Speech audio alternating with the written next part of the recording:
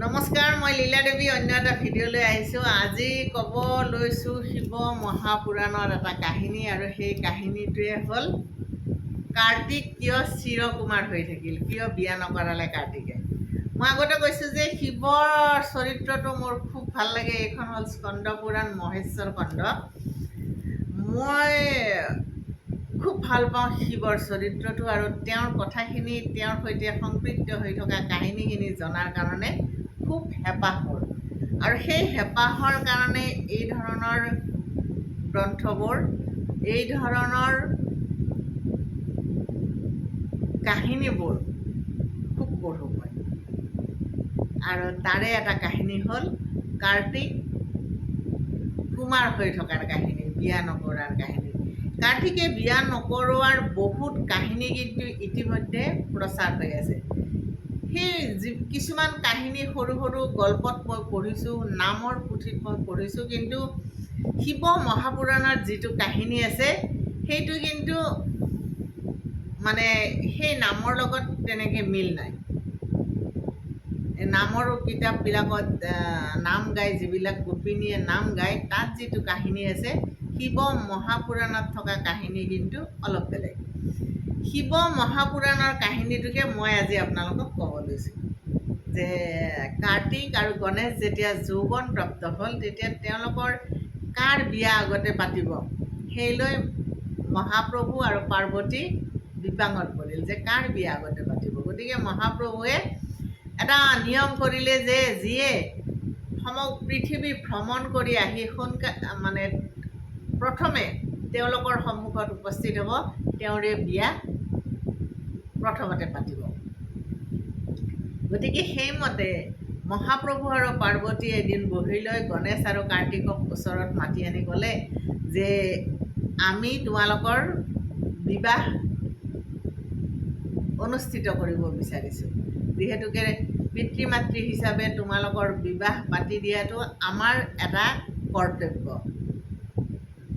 সেই তেতিয়াৰ পৰা কিন্তু গণেশ আৰু কাৰ্তিকৰ সেই বিয়াৰ কথাটোৰে এটা বাৰ্তা পঠিয়ালে যে সন্তানৰ বিয়া পাতি দিয়াটো পিতৃ মাতৃৰ এটা কৰ্তব্য।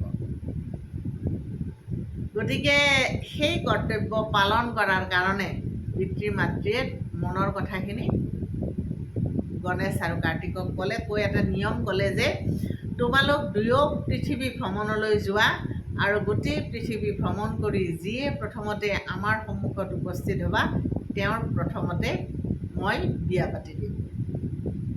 মহাপ্ৰভুৱে সেই কথাখিনি দৃঢ়কৈ ক'লে, আৰু কাৰ্তিকে তেতিয়া মাক দেউতাকক প্ৰণাম কৰি আনন্দ মনেৰে নিজৰ বাহন ময়ূৰত উঠি পৃথিৱী ভ্ৰমণ কৰিবলৈ ওলাই গ'ল।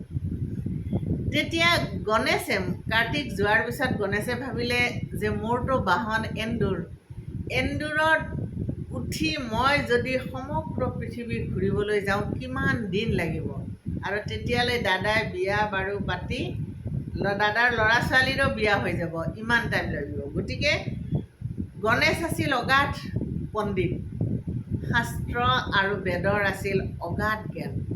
তেওঁ জানিছিল যে পিতৃ মাতৃৰ চৰণ স্পৰ্শ কৰি, পিতৃ মাতৃক পূজা অৰ্চনা কৰি যদি তেওঁলোকক প্ৰদক্ষিণ কৰা হয়, তেতিয়াহ'লে এবাৰ পৃথিৱী ভ্ৰমণ কৰাৰ দৰে হয়।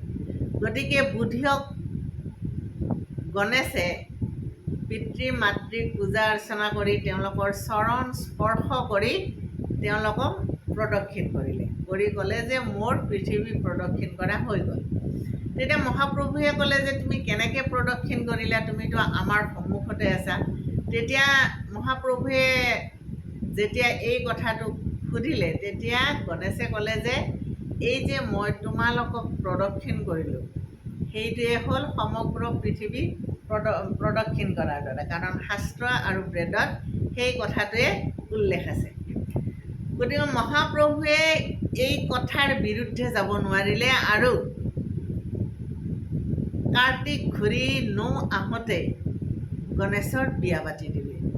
সিদ্ধি আৰু বুদ্ধি নামৰ দুগৰাকী অপৰূপ সুন্দৰী নাৰীৰ সৈতে গণেশৰ বিয়া পাতি দিলে, আৰু স্বয়ং বিশ্বকৰ্মাই গণেশৰ সেই বিয়াৰ মণ্ডপ সজালে।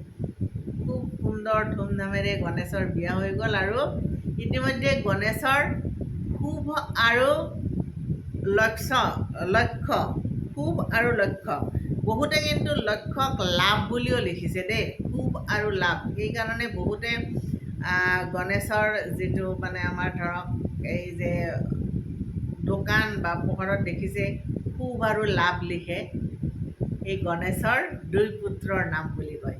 ইয়াতে কিন্তু গণেশৰ দুই পুত্ৰৰ নাম লক্ষ্য আৰু লাভ লিখিছে, কিছুমানে কিন্তু শুভ আৰু লাভ বুলিও লিখিছে। আৰু শুভ আৰু লাভটো বহুতে আমাৰ খাতাত নতুন যেতিয়া খাতা লিখে, মানে খাতা মানে কি এটা বহি যে লিখে তাত হিচাপ লিখে, তাত শুভ আৰু লাভ মানে লিখি লয় বহুতে, সেই কথাটো আছে। আচ্ছা, গণেশৰ বিয়া হ'ল, গণেশৰ দুই পুত্ৰও জন্ম হ'ল আৰু তাৰ পিছত এদিন সমগ্ৰ পৃথিৱী ভ্ৰমণ কৰি আহি কাৰ্তিক নিজ গৃহত আহি উপস্থিত হ'ল। কিন্তু পিতৃ মাতৃৰ ওচৰ পোৱাৰ আগতে ৰাস্তাতে নাৰদে লগ পাই কাৰ্তিকক কথাখিনি লগালে যে, চোৱা, তোমাৰ পিতৃ মাতৃয়ে বুদ্ধি কৰি তোমাক পৃথিৱী ভ্ৰমণলৈ পঠিয়াই গণেশৰ বিয়া পাতি দিলে। বুদ্ধি কৰি তোমাক আঁতৰত ৰাখি গণেশক বিয়া পাতি দিলে আৰু গণেশে দুই সুন্দৰী নাৰীৰ সৈতে বিয়া পাশত আবদ্ধ হৈ দুই পুত্ৰ সন্তানৰো জন্ম দিলে। গতিকে তোমাৰ পিতৃ মাতৃয়ে তোমাক কিমান ছলনা কৰিলে চোৱা। এই কথাতে ক্ৰোধিত হৈ ঘৰ এৰি গুচি গ'ল কাৰ্তিক।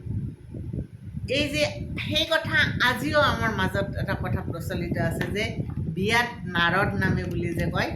আমাৰ এতিয়াও যেতিয়া মানুহে বিয়া বাৰু এখন শুভ কাৰ্য এখন আৰম্ভ কৰে, তেতিয়া যাতে নাৰদ যাতে নানামে বিয়াত, এই যে কথা লগোৱা নাৰদ যাতে নামানে তাৰ কাৰণে প্ৰাৰ্থনা কৰে। নাৰদৰ কাৰণে কাৰ্তিকৰ বিয়াখন নহ'ল আৰু সেইকাৰণে বিয়াত নাৰদ নামিলে। আজিকালি চাবচোন আপুনি, আজিকালি বুলি নহয় আগৰ পৰাই বিয়াত সংযোগ কৰা মানুহ যেনেকৈ থাকে, বিয়া ভঙা মানুহো থাকে, সেইবাবে নাৰদ বুলি কয়। নাৰদ মানে কুট কথা লগোৱা, যে ছোৱালী বা ল'ৰাটোৰ বিৰুদ্ধে কথা লগোৱাটোকে নাৰদ বুলি কয়। আৰু বিয়াত যাতে নাৰদ নানামে তাৰ কাৰণে বিয়া এখন ধৰক কোনোবা ল'ৰা বা কোনোবা ছোৱালীৰ যেতিয়া বিয়া এখনৰ কথা ঘৰত ভাবে যে ধৰক ল'ৰাটো পঢ়ি শুনি উপযুক্ত হৈছে, চাকৰি বাকৰি হৈ গ'ল, গতিকে তাৰ এতিয়া বিয়া পতাৰ যোজা আৰম্ভ হ'ব, কইনা চোৱাৰ যোজা হ'ব। তেতিয়া মাক দেউতাকে প্ৰাৰ্থনা কৰে যে নাৰদ যাতে নামানে, নাৰদ নামিলে বিয়া ভাঙে। এই কথাটো সেই তেতিয়াৰ পৰা আজিলৈকে চলি আছে।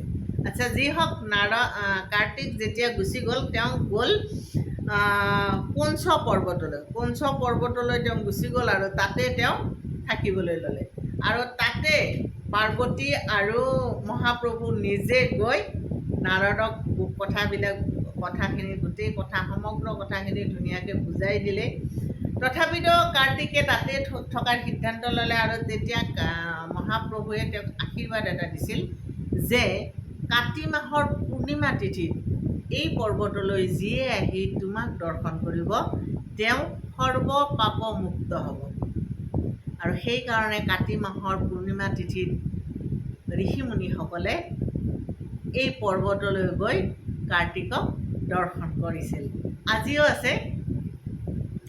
আৰু তাত মল্লিকাৰ্জুন নামে মন্দিৰ, বিখ্যাত মন্দিৰ এটাও আছে বুলি ইয়াতে উল্লেখ আছে এই গ্ৰন্থখনত।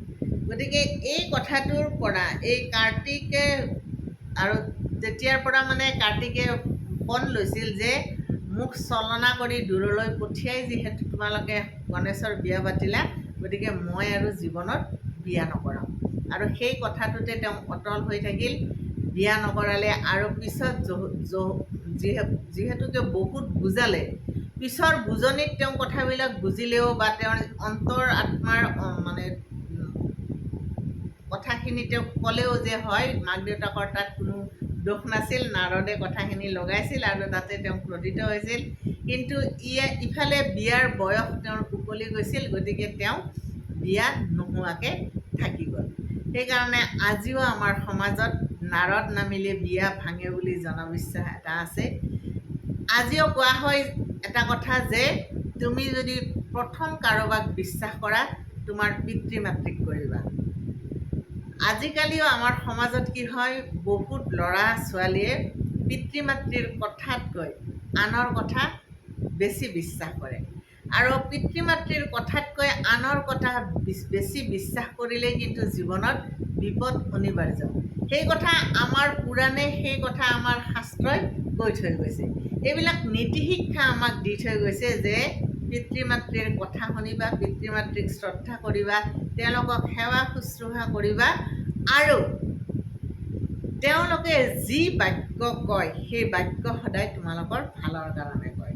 আৰু যদি তাক বিশ্বাস নকৰি আনৰ কথাত বিশ্বাস কৰি অন্য এটা বাটেৰে যোৱা, তেতিয়াহ'লে জীৱনত কিন্তু এই কাৰ্তিকৰ দৰে অৱস্থা হোৱাটো পূৰা সম্ভাৱনা থাকে। মাক দেউতাকৰ কথা সদায় শুনিব লাগে। আৰু নাৰদ নামা কথাটো কিন্তু 100% সত্য দেই। বিয়াত নাৰদ নামে, আৰু নাৰদ নামিলেই, নাৰদ যদি নামে বিয়া ভাঙিবই। সেইকাৰণে আজিকালি বহুতে বিয়া বাৰু যোগাযোগ হ'লে গোপনে গোপনে কৰে। কাহিনীটো ইমানখিনিয়ে। যদি কিবা ভুল হ'ল ক্ষমা কৰিব। মই কিন্তু এই কাহিনীটো গণেশৰ বিয়াৰ এই খণ্ডটো জ্ঞান সংহিতা অষ্টাদশ অধ্যায়ত আছে। অষ্টাদশ অধ্যায়ত এই কাহিনীটো আছে, শিৱ মহাপুৰাণত। ঠিক আছে, অন্য এটা কাহিনীলৈ আকৌ আহিম। বহুত ধুনীয়া ধুনীয়া কাহিনী আছে, কথাবোৰ শিকিবলগীয়াও আছে। ঠিক আছে।